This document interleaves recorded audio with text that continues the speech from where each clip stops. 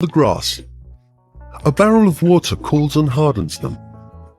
A machine tenses the threads through combs so that they remain separated.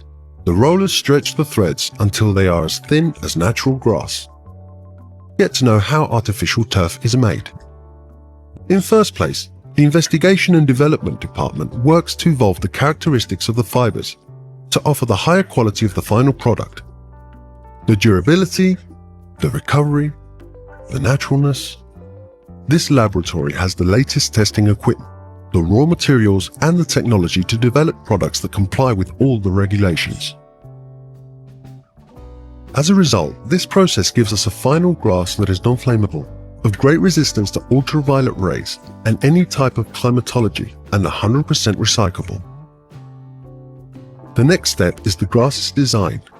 The type of grass to be made is designed taking into consideration the parameters established by the Investigation and Development Department. Here, the color, type of curl, weight and height that the grass will finally have is set. Once we have the design, let's go to the factory. Firstly, let's see the material that the synthetic grass is made of. These white polyethylene pellets are mixed with these others to give the thread the desired color. There is a great variety of colors that change according to the final use of the grass.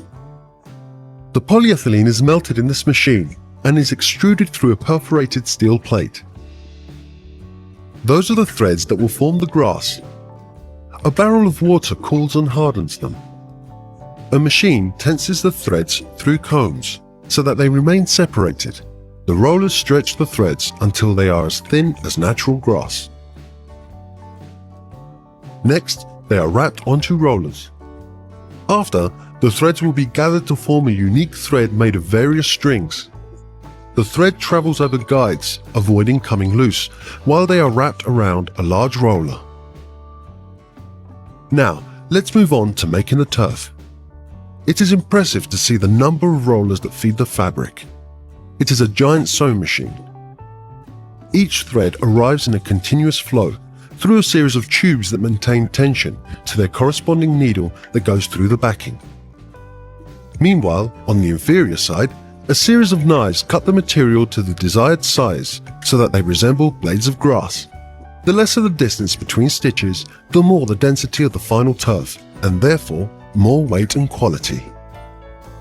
The backing is the name given to the tapestry's base. It is made of a thresh fabric united to a synthetic fabric. Depending on the kind of turf, the backing will have certain specific characteristics for weight and density.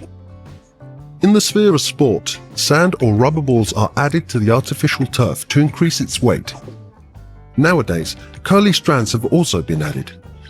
Aside from having a much more realistic appearance, it increases the density and the capacity for recovery of the spike. The supervising personnel's work in this process is fundamental to the final quality. All the threads must be of the same size and any irregular stitch is immediately manually fixed. Here we have the material stitched onto the backing. Now all that is left is to finally seal the piece so that the threads remain attached to the base.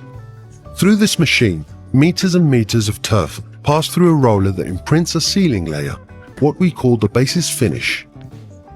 Right after, a hot air oven at a constant temperature dries the sealing layer, giving it the necessary consistency and strength. In this process, temperature control is very important as excess heat can damage the material. The backing is perforated to allow the water to drain. We now have our top quality piece of turf. Now is the moment for packing and labeling. Depending on the order, the rolls can be of up to 70 meters. Immediately, the roll is labeled. The barcode it displays allows us to follow the traceability of the product, from its manufacture until its final installation. But before it reaches its final destination, the turf must pass a final quality control test. It is essential to test the resistance to being pulled out and the technical specifications. Depending on the final use of the turf, it must meet the established quality requirements. We have arrived at the storage area. It is impressive to see the immense columns made by the rolls of turf. From here, the turf departs to any place in Spain or the world. The operator's skill in handling and managing these gigantic stacks of turf that await their final destination is admirable.